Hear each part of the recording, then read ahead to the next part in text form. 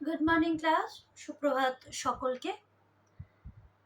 আজ আমরা আমাদের এই অনলাইন ক্লাসে যেটি জানবো সেটি হচ্ছে আমাদের বিগত দিনে যেটা আমরা পড়েছিলাম জলছত্র বলে যে গল্পটি, সেই জলছত্র গল্পের অর্থ এবং লিঙ্গ পরিবর্তন করা, যেটা তোমাদের বইয়ে দেওয়া আছে অর্থ এবং লিঙ্গ পরিবর্তন করা, সেই অর্থ এবং লিঙ্গ পরিবর্তন করা সম্পর্কে আজকে আমরা জানবো।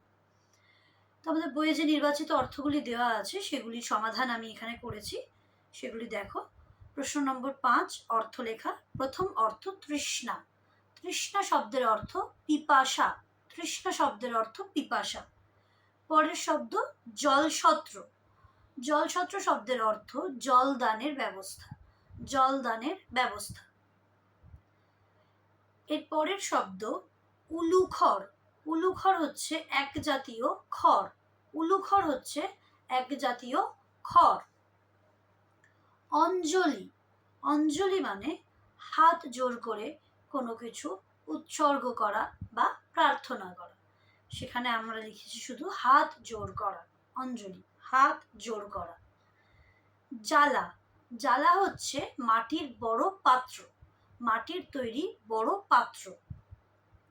অবসন্ন। অবসন্ন মানে ক্লান্ত, বিধ্বস্ত, ক্লান্ত। অবসন্ন মানে ক্লান্ত। সংসার।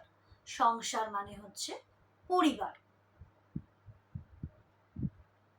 আমরা এরপর চলে যাচ্ছি লিঙ্গ পরিবর্তন করা।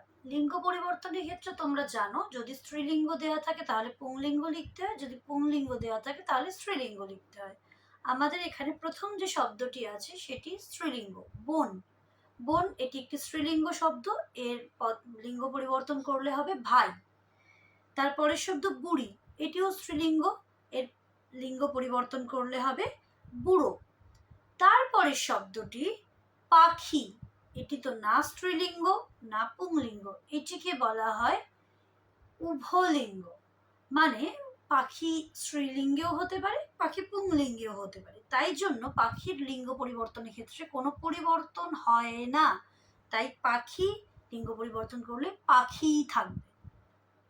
এবং শেষ শব্দটি হচ্ছে মা, এটিও একটি স্ত্রীলিঙ্গ শব্দ, সেটিকে আমাদের লিখতে হবে পুংলিঙ্গে, তাই মায়ের স্ত্রীলিঙ্গ পুংলিঙ্গ যদি লিখতে হয় তাহলে সেটি হবে বাবা।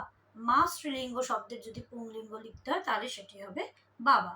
সুতরাং আমাদের এই যে লিঙ্গ পরিবর্তন, সেক্ষেত্রে মাথায় রাখতে হবে পুংলিঙ্গ থাকলে আমরা স্ত্রীলিঙ্গ লিখবো, স্ত্রীলিঙ্গ থাকলে আমরা পুংলিঙ্গ লিখবো।